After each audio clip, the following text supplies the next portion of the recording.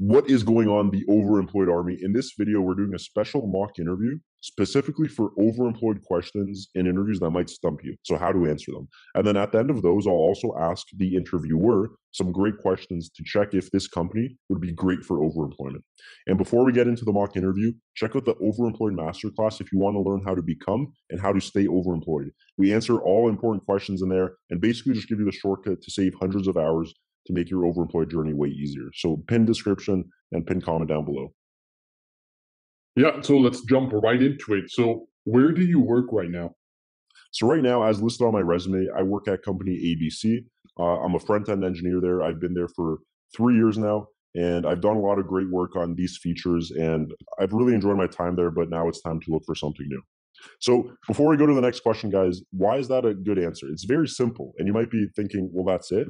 And yeah, of course that's it. Just like any other interview question for that one, there's nothing you have to avoid to say here. Because if that's the job you're going to keep, you kind of have to mention it if it's on your resume, right? You can't really avoid that. And you don't have to think of anything crazy intricate to say here. Yeah, so let's jump into the second question. So, Ben, I see on your resume here that you've been working at company ABC for approximately 6 months. My question is, why do you want this job and why do you want to work here?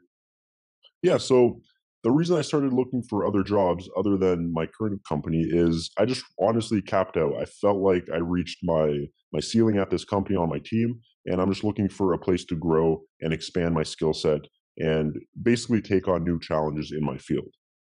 And again, guys, you can obviously expand much more depending on your current situation, but very simple answer again, it doesn't have to be in a position of fear of, oh, they're going to think I'm going to become overemployed because I'm looking for a new job. No, you can give the same answer anyone else would really give in this same situation. So nothing too crazy again here. Yeah, on to the next question. Yeah, I just wanted to let you know that we actually work out from the Eastern time, and I noticed here that you want to work out from a different time zone, and I'm just wondering why that is specifically. Yeah, for me personally, I've always been a very early riser. I usually wake up at 5 or 6 a.m. And honestly, this position actually fits my lifestyle better than companies in my current time zone. So that's really what actually attracted me even more than just the typical job description for this team. And another question here, guys, which again you'll see the trend here. Simple answer. It doesn't have to be you coming from a position of fear. Oh, they're going to think that just because I'm looking in a different time zone, I'm trying to offset my work times between my two jobs. No, you can give a simple answer like this. I just like being an early riser, period. On to the next question. Can you provide any references from your current employer? So I'm actually uncomfortable providing a reference for my current employer simply because obviously I wouldn't want them to know I'm job searching at this current time since I do not have an offer in hand. But I'm more than happy to provide references from previous employers. So, guys, for this question, if an employer that's interviewing you asks you for a reference from your current company, obviously you can't provide that. And even if you're not trying to become overemployed, it's weird because you don't have an offer from this company you're interviewing at. So let's say they call your current employer and then they find out that you're interviewing, and then maybe they start thinking this guy's going to leave us, so they let you go earlier, or it just creates an awkward situation at your workplace, right? And you don't even have a new offer yet. So what's going to happen to you? So don't put yourself in that disadvantaged situation and simply state your boundary there and say that you're uncomfortable providing that. Yeah, so it was great speaking to you, Ben. Do you have any questions for me? Yeah, I actually have a few questions. So, what is your typical workflow in terms of meetings at this team? Do you guys have just a daily stand up? Do you have retroactive meetings? What does that typically look like? Yeah, that's actually a great question. So the number of hours that are spent in meetings can vary depending on the specific role and project. On average, our employees spend around 5 to 10 hours per week in meetings. However, this obviously changes based on the demands of the projects that we get involved with. Great. And quick note, guys, before I move on to my next question for the interviewer, notice how I didn't specifically ask directly how many hours are you in meetings. I asked, what is the typical meeting schedule like or workflow, right? And in that way, when you're more nuanced and delicate with your question, it doesn't look like you're trying to poke how many exact hours do you guys have of meetings. No, you're asking what's the workflow like, right? So it comes off a lot less suspicious for sure. Okay, next question I have. What is your team size? Yeah, good question again. So obviously, we're a big company, so the team size can vary across different departments. different roles within our organization. But in general, our teams range from small, close knit groups of 5 to 10 people to larger teams of 20 or more. We believe in providing opportunities for employees to work in various team sizes to enhance their experiences. Great, thank you. So, quick note, guys, before the next question. This question is important because if the team is maybe, let's say, on an extreme scale, one, two, three people only, that might be difficult for you to become overemployed with that company, right? Because there's going to be a lot of eyes on you and a lot of visibility and transparency on the work you're doing. Ideally, you would aim for a team size greater than at least five, but greater than even 10 plus, right? Because then obviously you can kind of lurk in the shadows a bit more and people aren't thinking about you all the time. Okay, so next question. What is the leadership style at this company? How much communication is there between managers and employees and things of that nature?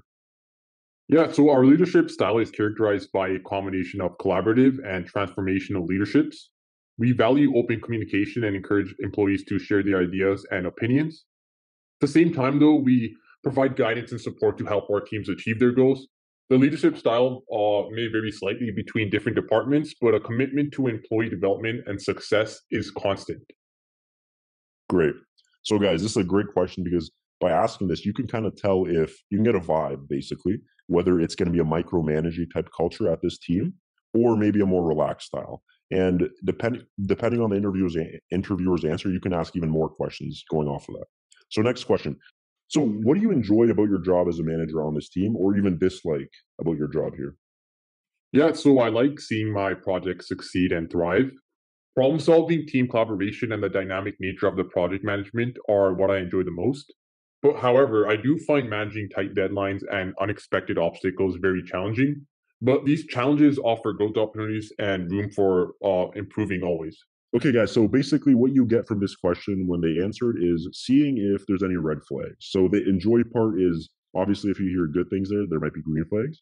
But for example, you heard his answer. He said sometimes project deadlines get a little tight. So what that might tell me is maybe there's some crunch deadlines sometimes where I have to work extra hours. Now, obviously, it's a nuanced situation, but that could be a potential red flag for overemployment. So next question here, last one here. What is the most common communication style at this team? Yeah, so communication in our organization is typically a blend of in person meetings, email, and collaboration through various digital tools. We place a high value on clear and transparent communication. Depending on the specific role, the communication style may differ, obviously. For example, client facing roles may involve more client interactions, while internal roles might rely more on, let's say, team collaboration. Cool. And do you guys use mostly email, Slack, or Zoom calls? Yeah, so we actually use a mixture of both, but we mostly use Slack for communication. Great. Cool. So, quick note, guys, for this question, it's really cool because you can get an insight on how they communicate, right? So, am I going to be okay mostly sending Slack messages, or are they going to require me to hop on Zoom calls every 10 minutes? And that's obviously a great question because that's important for overemployment suitability. So, that's basically it for this overemployed mock interview, guys. If you have any other questions that you've noticed are great to ask or that you've been asked that have stumped you, leave them down in the comments. Remember to like the video, subscribe to the channel, and we will see you guys next time.